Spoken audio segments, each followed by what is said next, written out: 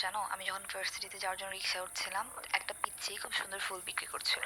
ভাবছিলাম তোমার জন্য নিই। তোমার জন্য একটা সুন্দর লাল টকটকে গোলাপ কিনে ফেললাম। কালকে দিব, দেখা হবে। আচ্ছা নাফিস, তুমি কই? হ্যালো নাফিস, শুনছো? হ্যালো নাফিস। আমি মনে হয় আবারও রাস্তা ভুল করে ফেলছি। তোমার সাথে কথা বলতে বলতে প্রত্যেকটা বার আমি রাস্তা ভুল করি। এই তুমি ফোন রাখো।